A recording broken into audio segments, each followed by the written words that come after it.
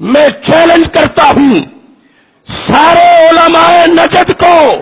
المدینہ اخبار، اس میں لکھا ہے ازالۃ اربعۃ مواقع تمارا فیہا شرکیات من معتمرین فی بنی سعد، کہ بنی سعد میں عمرہ کرنے والے لوگ جن 4 جگہوں پہ شرک کرتے تھے ان 4 جگہوں کو وہاں سے ختم کر دیا گیا۔ جہاں سیدہ حلیمہ سعدیہ رضی اللہ تعالی عنہا کا گھر تھا، جہاں سرکار نے بچپن گزارا، لوگ وہاں نماز پڑھتے تھے۔ جو حضرت حلیمہ سعدیہ رضی اللہ تعالی عنہا کے گھر کے آثار تھے، مصلی بچھا کر اس کے ساتھ جو جگہ تھی اس کو انہوں نے ختم بھی کیا، اور ساتھ تانا کیا دیا کہ یہاں لوگ آ کے شرک کرتے تھے۔ دیکھو پاک باز، وہ سلمان بن عبدالعزیز جو خادم الحرمین کہلاتا ہے، جب ٹرمپ کی بیوی سے مصافحہ کر رہا تھا اس وقت تو ان کے فتوے نہیں اٹھے، جب ساری امت کے سر شرم سے جھک گئے، جنہوں نے ہندوؤں کے تو مندر بنوائے اور یہودیوں سے معاہدے کیے۔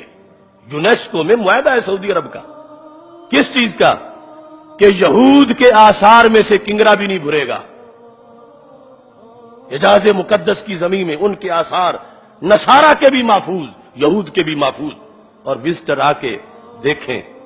لیکن عاشقان رسول علیہ السلام کے لیے ہر جگہ ختم کی گئی۔ کہتے ہم نے ایسا کیوں کیا؟ کہ سوشل میڈیا پر کچھ کلپ آئے تھے، کس چیز کے؟ کہ وہاں جا کے لوگ برکت حاصل کر رہے تھے۔ 4 جو آثار رسول علیہ السلام ہیں ان کو ختم کرنے کا حکم دیا۔ کیوں؟ تمہارا صفیہ شرکیات، وہاں شرک ہو رہا تھا۔ تو کسی بت کو سجدہ کیا تھا کسی نے، یا کسی پتھر کو سجدہ کیا تھا، یا کسی درخت کو سجدہ کیا تھا؟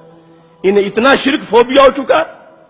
طبرانی میں حدیث ہے، میرے رسول علیہ السلام نے فرمایا جب مکہ فتح ہوا تو شیطان کی چیخیں نکل گئیں۔ جب چیخیں نکلی تو چیلے آئے۔ کیوں چیخیں نکلی؟ اس نے کہا آج کے بعد جزیرہ عرب میں شرک نہیں ہوگا۔ محمد عربی نے شرک کی جڑیں کاٹ دی، شیطان کی تو چیخیں نکل گئیں شرک سے نا امیدی پر۔ تو ان کی امیدیں ہری بھری کیسی ہیں؟ یہ کس کو شرک کر رہے ہیں؟ کس کو شرک کہہ رہے ہیں؟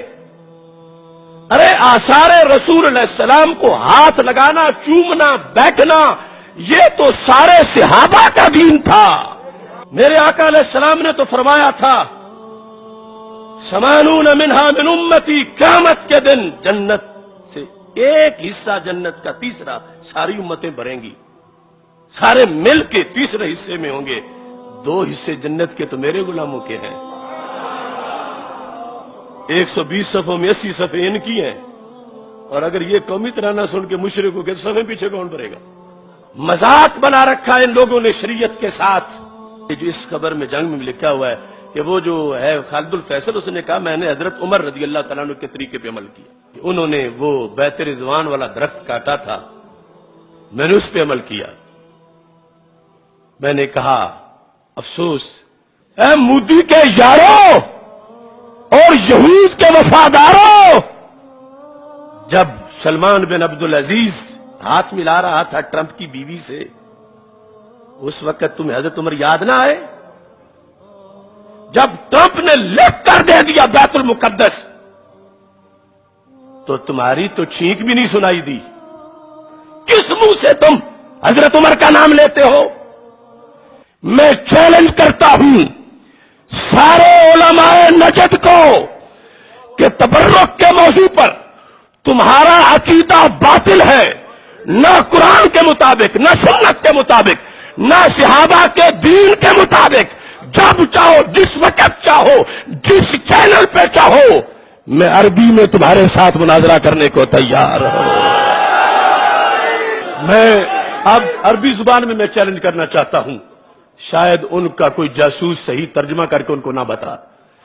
بسم اللہ الرحمن الرحیم، اللہ اکبر، اللہ اکبر، اللہ اکبر، لبیک لبیک لبیک یا رسول اللہ صلی اللہ علیہ وسلم، یا علماء نجد ادعوکم الی القرآن والسنہ واقول ان عقیدتکم حول التبرک لیست بصحیحۃ، ان عقیدتکم حول التبرک لیست بمستقیمۃ ولیست وفقا للقرآن والسنہ وليس وفقا لعقائد الصحابہ، قد ظلمتم انفسکم بإزالة اربعة مواقع من آثار الرسول صلی اللہ علیہ وسلم، من آثار حبیبنا ومن آثار نبینا صلی اللہ علیہ وسلم الذي يقول لا يؤمن احدكم حتى اكون احب اليه من ولده ووالده والناس اجمعین۔ یا علماء نجد ادعوکم الى المناظرہ الشریعہ، ادعوکم الى المناظرہ الشریعہ وادعوکم الى الحوار العلمی، علما بان هذا الحوار يكون مباشرا ایت قناة تختارونها، يكون هذا الحوار مباشرا، انتظركم فماذا جوابكم؟ واخر دعوانا ان الحمد للہ رب العالمین۔ لبیک لبیک لبیک یا رسول اللہ۔ یہ چیلنج ابھی نجد تک پہنچا اور مجھے انتظار ہے ان کے جواب کا۔